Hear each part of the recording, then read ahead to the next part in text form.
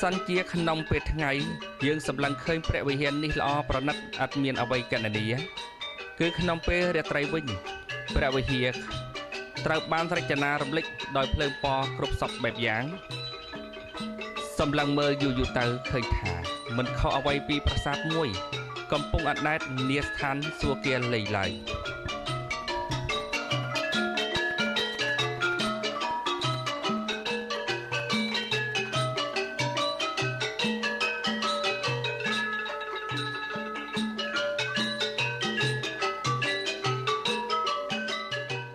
សម្លឹងមើលចុះពីសពជ្រុងជ្រោយព្រះវិហារនេះពិតជាស្រស់ស្អាតមែនយើងខ្ញុំពុំអាចយកទឹកបកាចាជាអក្សរាពណ៌នាឲ្យអស់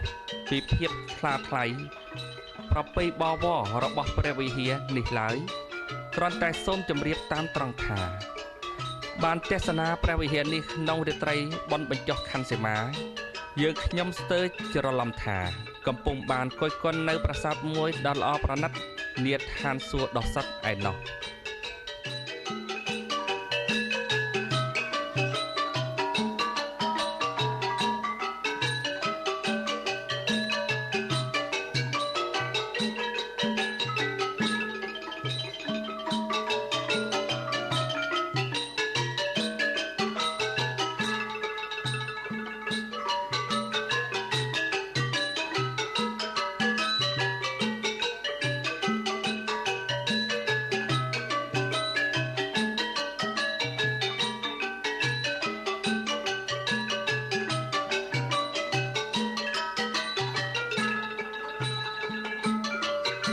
មុនពេលតាមដានទស្សនាជាបន្តនៅទស្សនវិជ្ជានៃពិធីបុណ្យបញ្ចុះខណ្ឌសីមា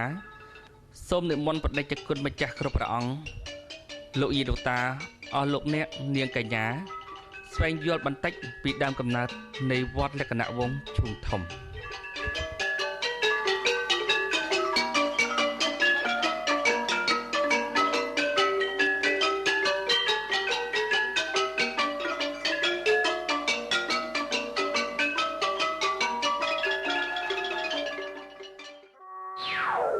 ដើមកំណើតនៃវត្តលក្ខណៈវង្សឈូងធំ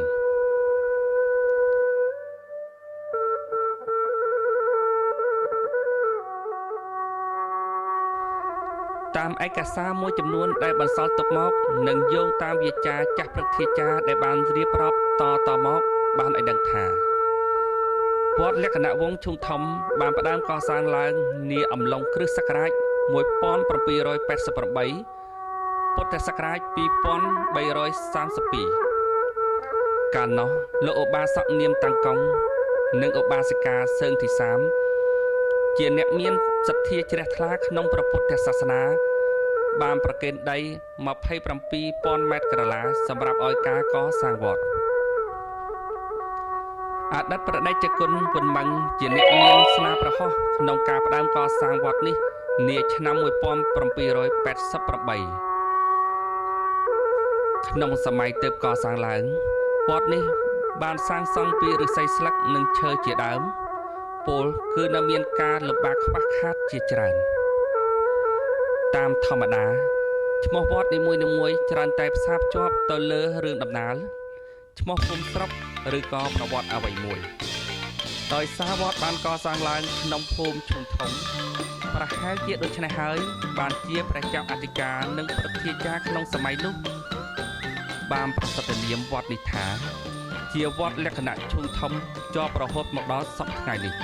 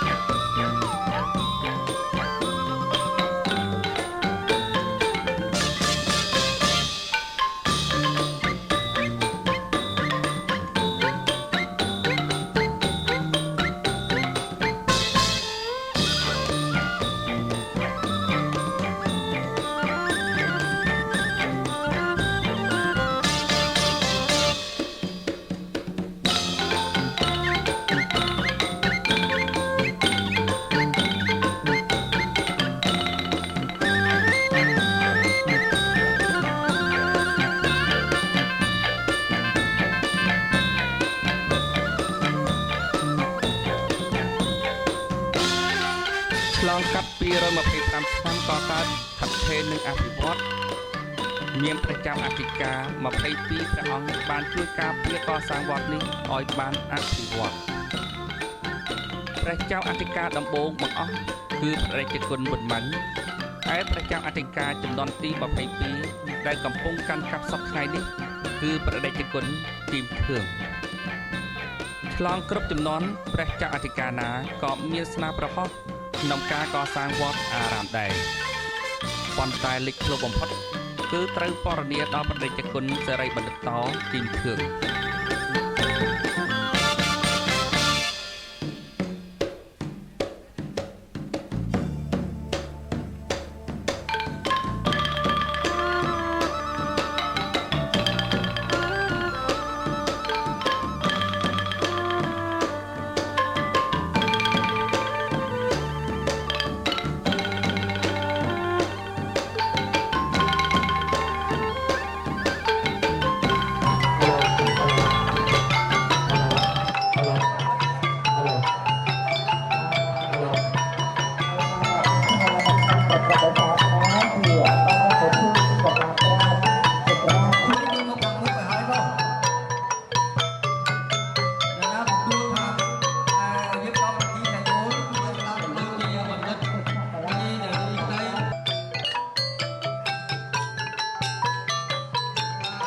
នេះជាទស្សនវិជ្ជានៃពិធីកាត់ខ្សែបូក្នុងពិធីបុណ្យបញ្ចុះខណ្ឌសីមានៃព្រះវិហារថ្មីរបស់វត្តលក្ខណៈវង្សជុំធំ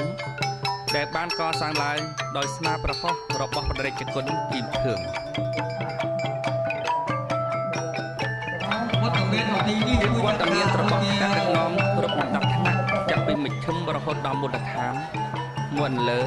ដោយព្រះមេគុណអនុគុណនៃខេត្តមួយចំនួនរួមនឹងដោយព្រះសង្ឃនិងពុទ្ធបរិស័ទជិតឆ្ងាយក្នុងពិធីនេះជាសក្ខីភាពនៅភាពអភិវឌ្ឍរបស់វត្តលក្ខណៈវង្សជុំធំនាពេលសពថ្ងៃនេះ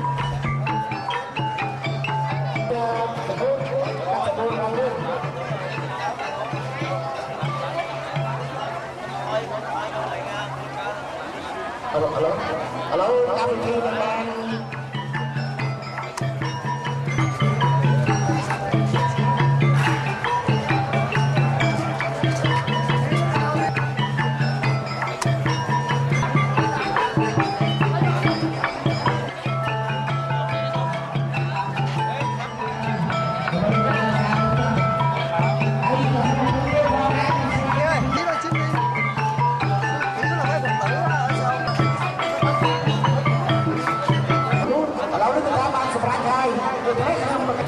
ចំពោះពុទ្ធបរិស័ទដែលបានអញ្ជើញពិសាយុchâu hơn 10 năm qua chư tăng và tín đồ Phật tử trong và ngoài tỉnh chùa Lê Vong Trung Thông đồng tâm hiệp lực chung lòng đóng góp tiền của và công sức để xây dựng thành ngôi chánh điện. Kính bạch chư tôn và thượng tọa đại đức chư tăng Phật giáo và hội đoàn kết sư sẻ yêu nước. Con với đại diện thị xã nhân dân mặt trận tổ quốc và các ban ngành nội chính trong cả đà sông và thành địa và địa chỉ quân lan vào kỳ thi cả sự vụ.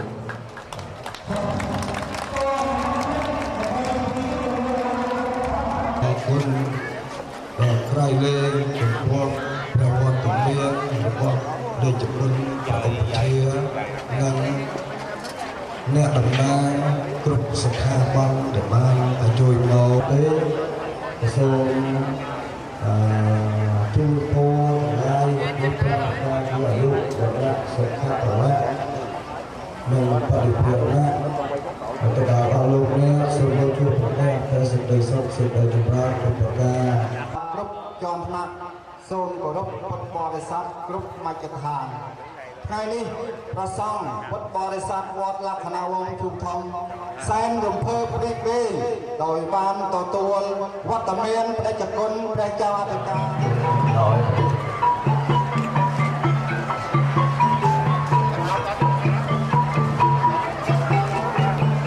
Sau đây xin trân trọng kính mời về phía Hòa Quốc Định một có và một ủy ban mặt trận tổ quốc.